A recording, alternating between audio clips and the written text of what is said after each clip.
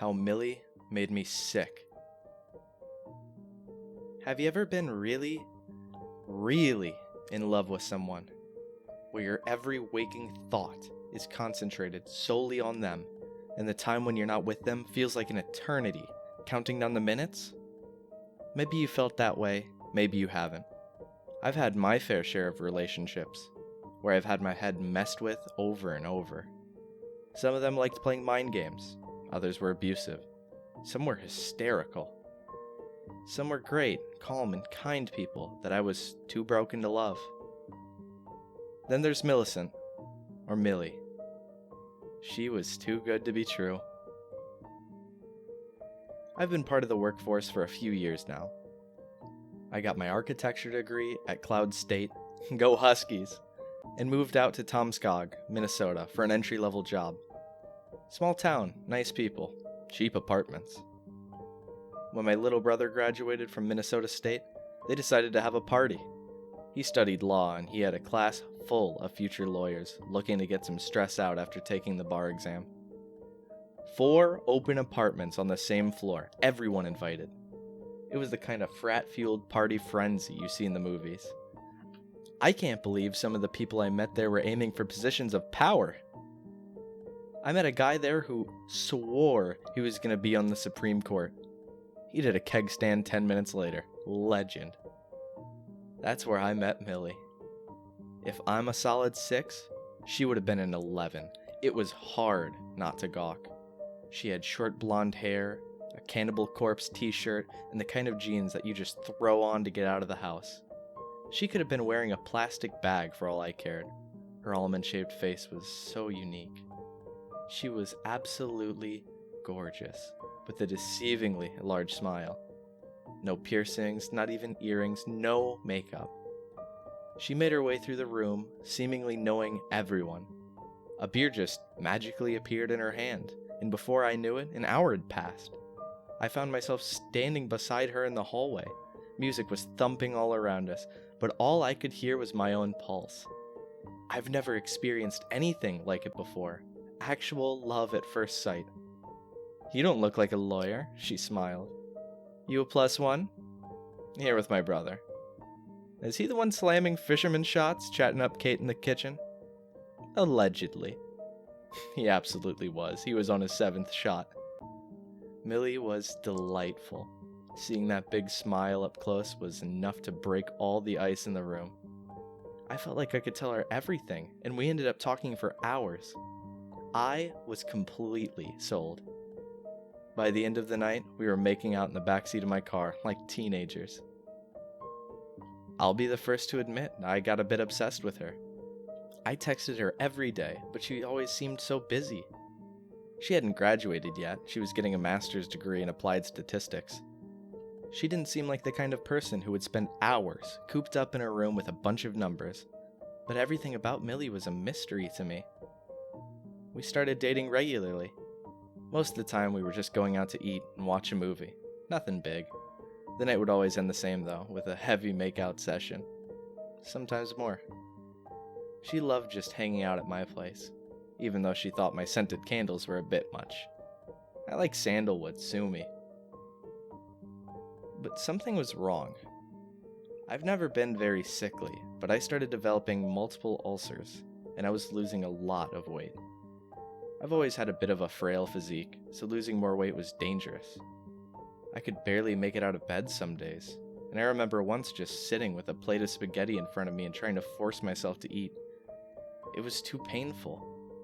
I used to love pasta, but at that moment, it looked like I'd opened a can of worms. Of course, when I told Millie about it, she would always come right over. She took care of me for days at a time, helped me cook, clean, make the bed, pretty much everything. She used to bring over this delicious yogurt that made me feel like an actual human for a while. We'd cuddle up and watch Friends for hours on end. And of course, plenty of making out. That goes without saying. But things just got worse. It got to the point where I had to be hospitalized and put on intravenous drip, as my body seemed unable to keep food down. My parents drove up to see me. All I could think about was Millie and how worried she'd be. Oddly enough, she didn't come see me, despite me texting her about it. The doctor talked about a serious vitamin B deficiency. I was given plenty of pills and a strict dietary regimen. I'd be back on my feet and ready to get back to work in a couple days, he promised. He also told me I had to stop smoking or I'd develop serious emphysema. When I told him I didn't smoke, he just shook his head in disbelief. I was given some prescription painkillers. The day I was let out of the hospital, I met Millie in the parking lot. She seemed surprised that my brother was there with me, and the two of them met for the first time. It was an awkward meeting on both sides. No more than a hey, that was it. Later that night, I called him about it. Millie had gone home for the night, but she promised she'd be back after class the following day. My brother hadn't seen us together before, so I figured he was just surprised. I'm happy for you, he said, but she's bad news. You're just jealous, I laughed. No, I mean, she has a reputation. Come on. I'm telling you, she's weird. She only dates sick guys. Apparently, she had dated 3 guys who were all very sick. 2 of them had to move out of state for special treatment. The third moved back in with his parents for long-term care. The next time Millie came back to my place, we ended up making out in the bedroom. I couldn't shake the idea that she was dating me for a reason. I noticed I was having a hard time opening my eyes or pushing her away. I was so occupied with those loving little kisses. Finally, I forced myself away to get a good look at her. I kinda wish I hadn't. We stopped kissing, suddenly, and I opened my eyes. There was something wrong with her. Her eyes seemed larger, and her pupils were so dilated that her eyes looked black. There's an odd shape to them, similar to that of a frog. It was as if she was looking straight through me. Her mouth was round, leech-like, framed by her stretchy, pillowy lips. Her teeth were long and serrated. Her neck seemed elongated to the length of my forearm. We weren't actually tenderly kissing. She was holding me down. She'd wrapped her legs around me like a tick and dug her spiky fingers into my back. A thin stretch of black smoke rose from her nose. It dawned on me. We'd never just kissed or made out. She'd done this to me 100 times. She would lull me into this hypnotic state, then just suck the life out of me like a leech. She would blow white smoke into my lungs and then inhale black smoke back into herself. We would lie there, her breathing through my body for hours. I wouldn't remember anything but a pleasant night with a pretty girl as my body was flooded with hormones and adrenaline, drained of whatever she needed from me. The painkillers must have made it easier for me to wake up. I'd woken up like this before, briefly, and every time she would just clamp down and make me forget again.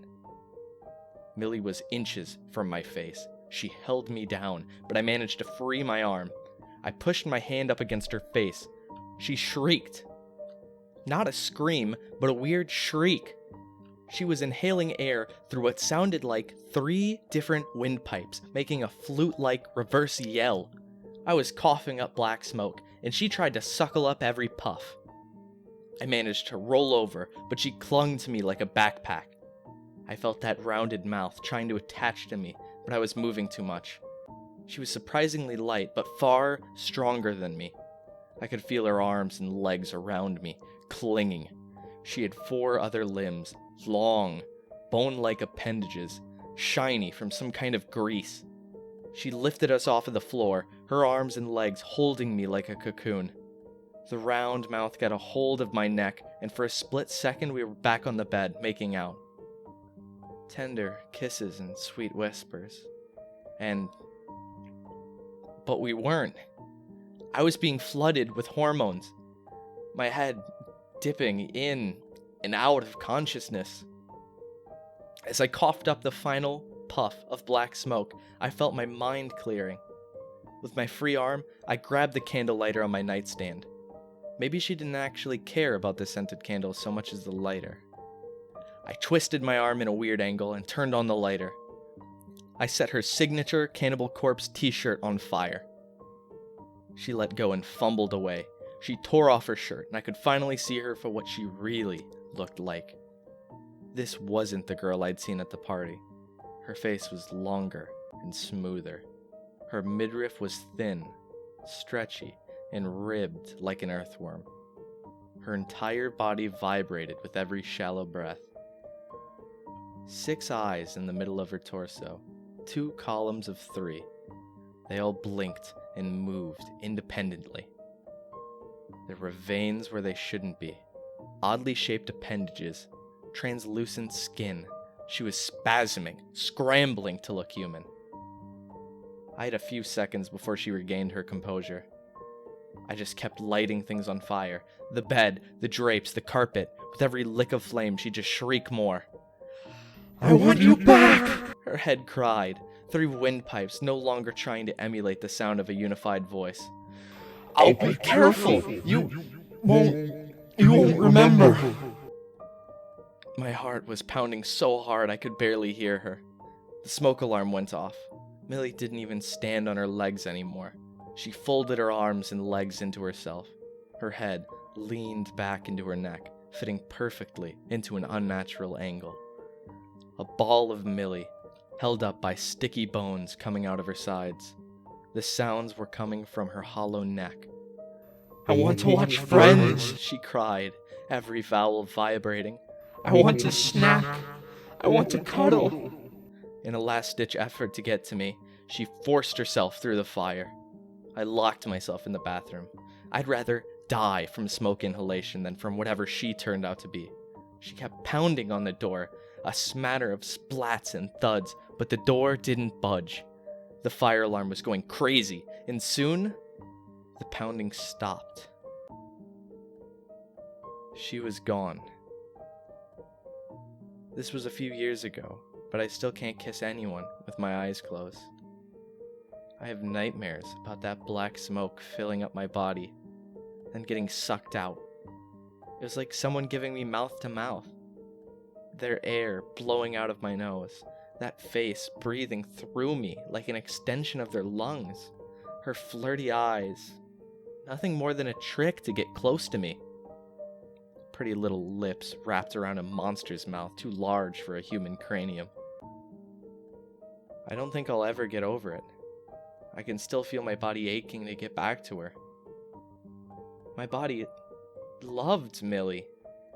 Knowing what really happened and what she is the only defense I have from trying to find her again. It would be so easy to just let go, to let her have me. But I would be dead. But of course, I have my doubts. Maybe she really cared. Maybe she would be more careful if we tried again.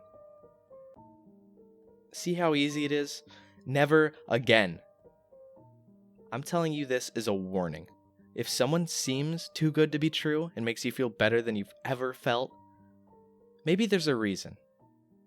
Just open your eyes every now and then. Take a good look. Is this really happening?